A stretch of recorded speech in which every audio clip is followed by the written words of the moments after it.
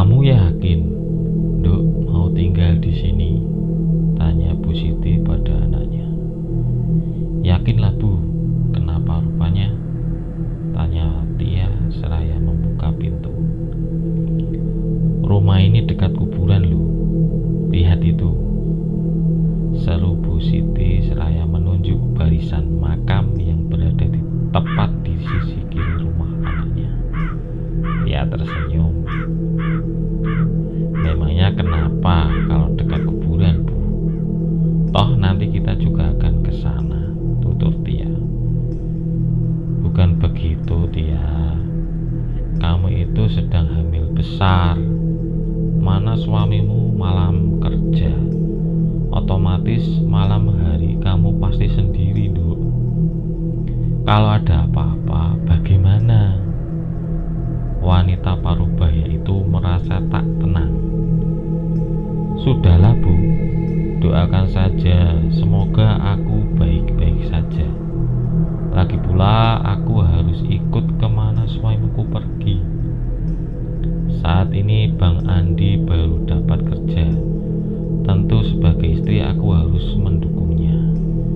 Jelas Tia panjang lebar. Bu Siti menghela nafas. Ia melirik kembali ke arah makam. Wanita itu bergidik ngeri.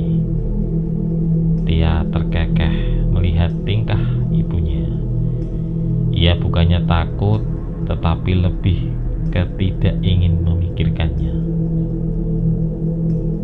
Bagi wanita itu, selagi kita baik, tentu semua akan berlaku sama. Ibu dan anak itu kini duduk di kursi kayu yang tersedia di teras rumah kontrakannya, menunggu suami Tia. Andi sedang kembali ke rumah mertuanya untuk mengambil beberapa barang mereka yang masih tertinggal. Orang baru ya Bu? Tanya seorang ibu yang melintas di depan rumah Tia. Ya Bu, mari mampir sini, jawab Tia ramah. Wanita itu masuk ke halaman rumah Tia bersama seorang ibu lainnya. Mereka bersalaman. Nama saya Sorti, saya tinggal di rumah sebelah, ucap ibu itu seraya menunjuk sisi kanan rumah Tia. Sebelah kanan rumah kontrakan yang disewa Tia ada kebun kosong. Setelahnya sebuah rumah terlihat di sana. Itulah rumah Bu Surti. Saya Juwi, rumahnya di depan rumah Kak Sur, jawab wanita satu lagi. Ya Bu, saya Tia. Ini ibu saya Bu Siti, jawab Tia. Mereka saling melempar senyum. Bagaimana kondisi desa ini? Maksud saya, apakah aman atau... Bu Siti menghentikan ucapannya saat Tia menyenggol tangannya. Dulu sih aman, tapi semenjak ucapan Juwi terhenti karena dipotong oleh Bu Surti. Desa ini aman kok. Kami sudah tinggal di sini selama 8 tahun, jelas Bu Surti. Bu Siti mengangguk. Ia merasa dua ibu-ibu di depannya sedang menyembunyikan sesuatu. Ya sudah Dek Tia, Bu Siti, kami permisi dulu ya, mau lanjut ke pasar. Kalau ada apa-apa jangan sungkan, ke rumah saya saja, ucapnya ramah. Iya Bu, hati-hati, jawab Tia serasa tersenyum. Dua wanita itu berlalu menuju jalan setapak di depan rumah Tia. Jalan itulah yang menghubungkan desa Blangpayang dengan jalan besar dan desa lainnya. Tia bangkit hendak masuk, sementara Bu Siti masih terus memperhatikan sekitar. Ia merasa diawasi oleh sesuatu, padahal hari masih pagi. Ayo Bu, kita masuk dulu, ajak Semenjak Tia yang melihat ibunya melirik segala arah, Bu Siti akhirnya mengangguk. Ia bangkit kemudian mengekori Tia yang telah masuk terlebih dahulu. Rumah yang memiliki 2 kamar, rumah yang termasuk murah untuk ukurannya. Harga setahun sewa 2.400.000, artinya cuma 200.000 sebulan. Sangat terjangkau untuk keluarga baru seperti Andi dan Tia. Terlebih suaminya baru saja mulai bekerja. Tentu mereka harus meminimalkan pengeluaran. Andi baru diterima kerja menjadi satpam di sebuah hotel tak jauh dari rumah kontrakan. Itu suatu kemajuan. Setelah hampir 1 tahun mereka tinggal dan menumpang makan dengan mertua. Tia memilih pisah rumah untuk memulai hidup baru. Ia tak mungkin selamanya bergantung pada orang tua, apalagi semenjak ayahnya lumpuh. Sang ibulah yang menjadi tumpuan keluarga. Meskipun Bu Siti tak pernah mengeluh dan dengan senang hati menerima anak mantunya, tetapi Tia dan suami tentu merasa sungkan. Azan asar baru saja usai saat Bu Siti berpamitan pada anaknya. "Ibu hati-hati di jalan ya," seru Tia seraya mencium tangan ibunya. "Kamu yang harusnya hati-hati. Andai ayahmu tak sakit, ibu memilih tinggal di sini saja menemanimu," ungkap Bu Siti. "Ibu tenang saja, aku akan menjaganya," seru Andi. "Bagaimana kau akan menjaganya sementara aku pergi setiap malam?" "Terus ibu." "Sudahlah Bu, doakan semoga kita baik-baik saja. Doa seorang ibu kan paling keramat," tutur Tia.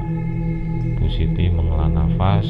Bagaimanapun ia harus merelakan berpisah dengan anaknya, karena sekarang ia sudah menjadi istri orang. Setelah berpelukan dengan anaknya, Bu Siti segera naik di boncengan Andi, menantunya. Andi akan mengantar ibu mertuanya ke rumah yang berjarak 1 jam saja. Sepeninggal ibu dan suaminya, Tia mengambil sapu dan mulai membersihkan halaman rumahnya. Ada sebatang pohon jambu yang sedang berguguran daunnya. "Dik Tia rajin sekali," sapa Bu Surti. Tia menoleh dan tersenyum pada tetangga dekat tersebut. "Hehe, cuma sedikit kok Bu. Jangan terlalu lama di luar, Dek. Tak baik bagi ibu hamil," ucap Ibu Surti mengingatkan.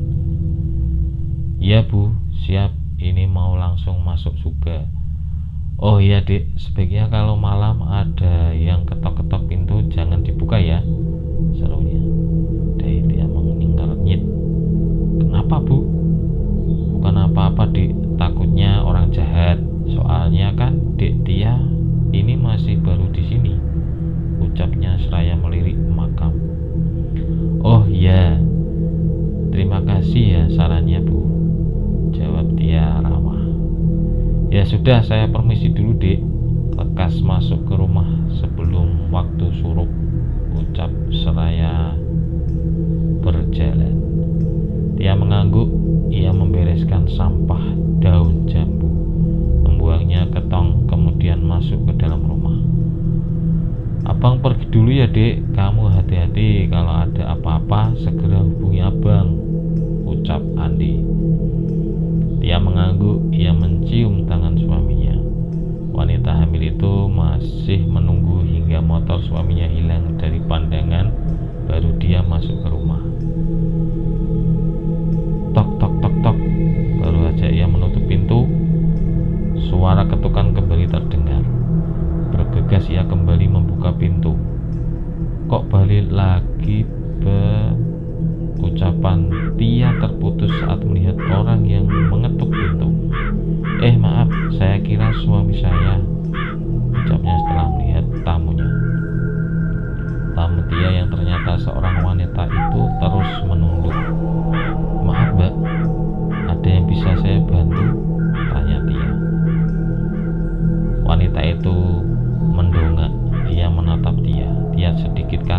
wajah wanita itu terlihat pucat. Seketika wangi melati menguar. Dia bergidik ngeri. Ia mengusap tengkuknya. "Ayo masuk dulu, Mbak, di luar dingin," ucapnya. Wanita itu mengangguk. Ia mengikuti Tia yang masuk ke rumah. Keduanya duduk di kursi ruang tamu. "Maaf, apakah ada yang bisa saya bantu? Mbak ini siapa namanya dan rumahnya di mana?" tanyanya beruntun. Wanita yang memakai baju lusuh itu kembali menatap Tia. "Hana," jawabnya singkat. Suaranya terdengar lirih dan serak, tetapi mampu membuat bulu kuduk berdiri. "Baiklah Mbak Hana, nama saya Tia. Jadi apa yang bisa saya bantu?" "Tolong saya," lirih Tia. "Tolong apa, Mbak?" tanyanya. "Cari anak saya. Anak Mbak hilang. Hilang di mana?" Tanpa menjawab, wanita itu bangkit. Ia melangkah keluar rumah. Tia yang penasaran langsung mengikuti gadis itu. Mereka terus melangkah ke sisi kiri rumah. Tanpa sadar, Tia telah masuk ke dalam area pemakaman. Ia masih mengikuti gadis itu hingga tiba-tiba wanita itu terduduk dan menangis. Tangisannya terdengar pilu, membuat siapa mendengar akan ikut bersedih. Ia ikut duduk. Ia mengusap bahu wanita itu. "Tenang, Mbak, kita akan mencari di mana anakmu," seru Tia. Naluri keibuannya ikut tersentuh. Tiba-tiba wanita itu mendongak. "Kamu mau membantuku?" lirih Hana. Wanita itu tersenyum lebar, sangat lebar hingga mulutnya hampir menyentuh daun telinga. Dia termundur ke belakang. Tubuhnya menubruk gundukan tanah kuburan di belakangnya. "Astagfirullah," pekiknya kaget. "Kau yakin?" lirih Hana tepat di hadapan dia.